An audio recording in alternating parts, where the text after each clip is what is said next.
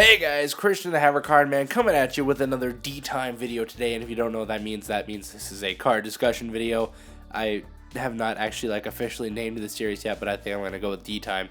So anyways, today we're going to be talking about Apollousa, Bow of the Goddess, but before we get into that, be sure to check out all those links down in the description to not only my channel, but everyone else here in the coalition. Everyone here makes great content.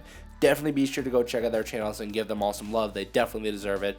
So without further ado, let's go ahead and jump into today's card discussion on why Apollousa Bow of the Goddess is ridiculous and why it absolutely needs to be put on the ban list.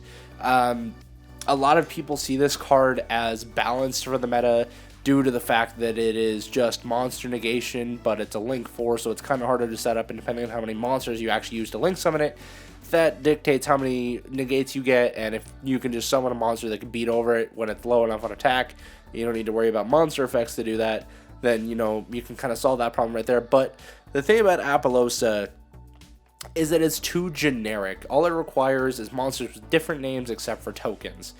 And once again, it's a link 4 monster, and depending on the amount of links or the amount of link materials you use to link summon it, you can get basically that number of negates. Is essentially what this effect says. It actually gets, or its attack becomes 800 times the number of link materials used for its link summon, and then once per chain, you can, when your opponent activates a monster effect as a quick effect, you can make this card lose exactly 800 attack, and if you do, negate the activation. What I think is so ridiculous about this card is that it is not a once per turn, not even a soft once per turn. This is a once per chain effect.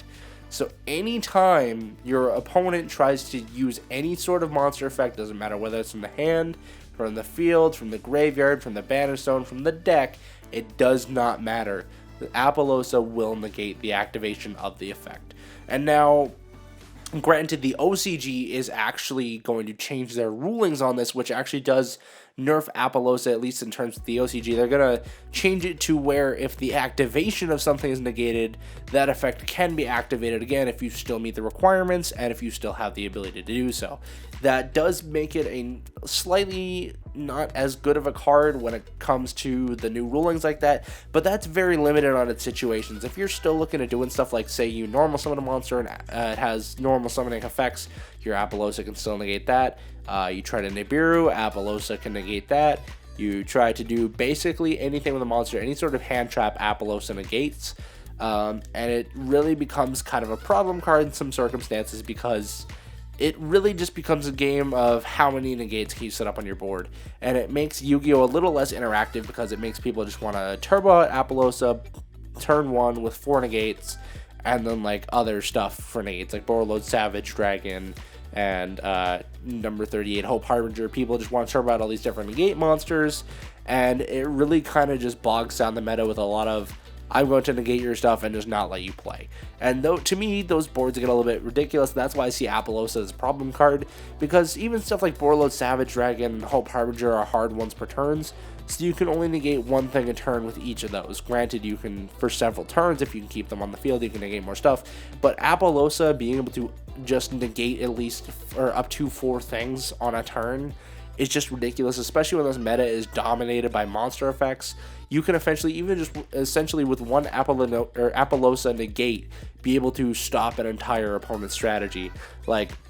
Pretty much all of my decks that I play, because I play more rogue strategies, one Apollousa negate would be enough to shut down my entire strategy, and I'd get one monster on the field of that, and then that would just be my turn. I would be so screwed.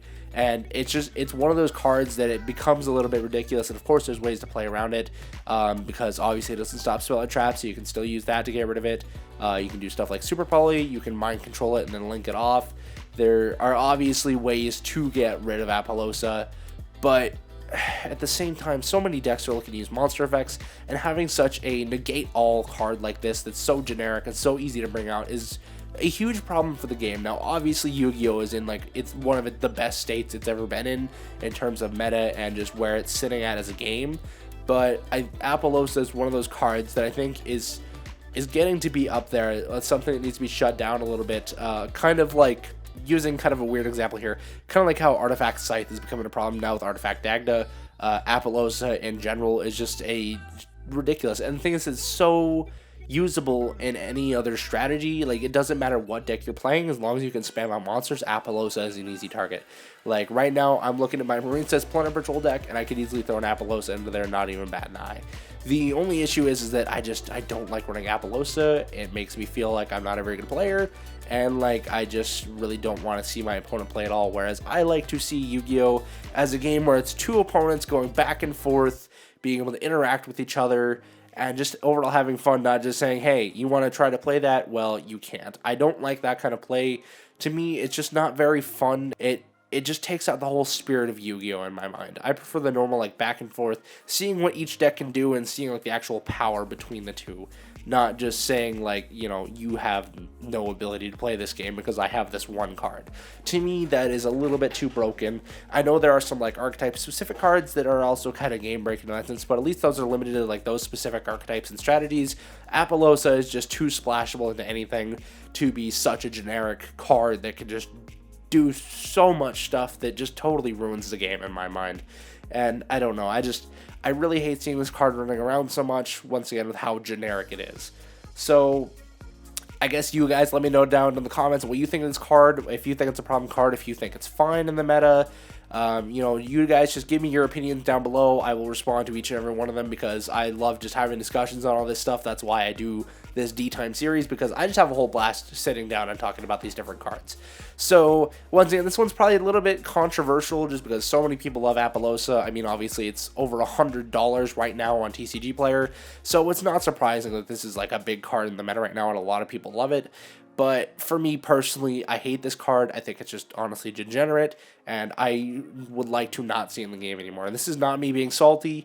I personally think it is just one of those cards that just reduces the fun to the game. So that's all I got for you guys today. Thank you so much for tuning in. Don't forget to check all the links down in the description to everyone else, including my channel, and be sure to go show us all some love.